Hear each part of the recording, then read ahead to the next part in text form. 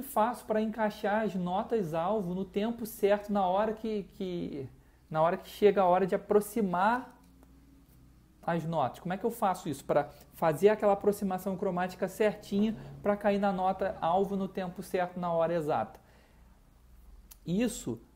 Para isso você vai precisar dominar dois fundamentos do DNA, que é internalizar a harmonia e manipular o pulso. Se você internalizar e dominar esses dois fundamentos, você vai naturalmente entender como fazer isso. E outra coisa, quando você fala, como é que eu faço para encaixar a nota-alvo no tempo exato? Bom, você percebe que o questionamento traz à tona, essa pergunta traz à tona que quem fez essa pergunta está pensando conscientemente, está achando que o processo é consciente? Se você achar que para improvisar o processo tem que ser consciente, você não vai conseguir. E outra coisa, o tempo vai passar e você vai continuar não conseguindo. Tá? Então, como é que eu faço para saber como encaixar as notas no tempo certo? É mais ou menos a mesma coisa. Você fala assim, como é que eu faço para ganhar no xadrez? Eu não sei. Com quem você vai jogar? Entende? A gente está falando de improvisação. Então, como é que eu faço para encaixar as notas alvo no tempo certo, com notas cromáticas, etc.? Me dá um exemplo específico. Em que acorde, em que música, em que compasso, em que tempo, em que andamento. Entende?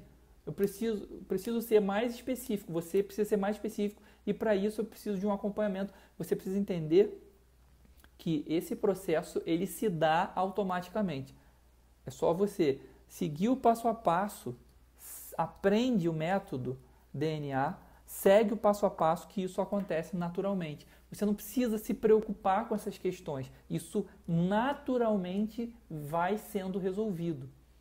E se eu, por acaso, tentar pensar essas questões para executar, eu não vou conseguir. Tenta pensar, por exemplo, nos movimentos que você faz para subir uma escada. Você simplesmente não faz. Por quê? Porque se você interferir conscientemente naquele processo, ele começa a ficar engessado. Percebe? Se você tentar conscientemente prestar atenção nos movimentos que você faz para nadar, você não consegue mais nadar direito.